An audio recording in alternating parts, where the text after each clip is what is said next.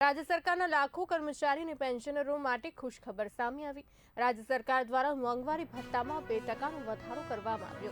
કેન્દ્ર સરકારે ડીએમાં 2% વધારો કરવાની મંજૂરી આપી હતી। કર્મચારીઓને 58% મોંઘવારી ભથ્થું મળતું હતું, તેની જગ્યાએ 60% કરાયું। વધારો 1 જાન્યુઆરી 2026ની અસરથી લાગુ ગણવામાં આવશે। વધારાનું ભથ્થું મે 2026ના પગાર સાથે ચૂકવવામાં આવશે। આ સાથે વધુ માહિતી આપવા માટે અમારા એસોસિએટ એડિટર ઉમંગ સોની જોડાયા છે। ઉમંગજી, જે પ્રમાણે રાજ્ય સરકારના લાખો કર્મચારી અને પેન્શનરો માટે સારા સમાચાર આને કહી શકાય। મોંઘવારી ભથ્થામાં 2%નો વધારો કરવામાં આવ્યો છે, આપ શું કહેશો?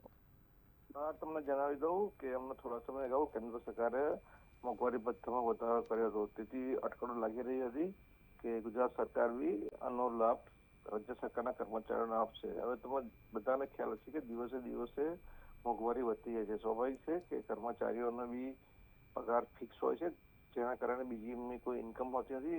એટલે રાજ્ય સરકાર હોય કેન્દ્ર સરકાર હોય, સમયાંતરે જે કર્મચારીઓ હોય એમને મોંઘવારી ભથ્થું વધારતા હોય છે। અને સરકારે જેવી દેશભરમાં ચૂંટણીઓ જો માહોલ હતો એ ગઈકાલે મતગણતરી પૂરી થયા બાદ ભાજપે જે 3 રાજ્યોમાં ભારે સફળતા મળી છે, તેના કારણે આ જે પેન્શનમાં જે મોંઘવારીમાં જે ભાવ વધારો હતો એ ચૂંટણીને કારણે થોડો સ્થગિત કર્યો હતો। તેથી તાત્કાલિક જેવી ચૂંટણી ગઈકાલે પરિણામ જાહેર થયા ત્યારબાદ રાજ્ય સરકારે પોતાના કર્મચારીઓ માટે 2%નો વધારો કર્યો છે। એનો મતલબ કે 58% જેટલાનું જે ભથ્થું મળતું હતું મોંઘવારીનું એ 60% થશે। આ મૂળ પગારના 60% મળવાના છે અને તેની અસર 1 જાન્યુઆરીથી 2026થી એની અસર થશે। એનો મતલબ કે આ મે માસમાં જે પગાર થશે એમાં જે 2%નો જે જાન્યુઆરીથી જે બાકી પૈસા હતા એ બી આ પગારમાં આપી દેવાનો છે અને 60%ના લેખેમાં મોંઘવારી ભથ્થું મળશે।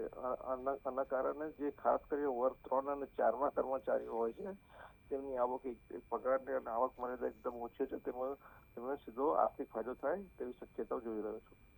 જી ઉમંગજી, અમારી સાથે જોડાવા બદલ આપનો આભાર।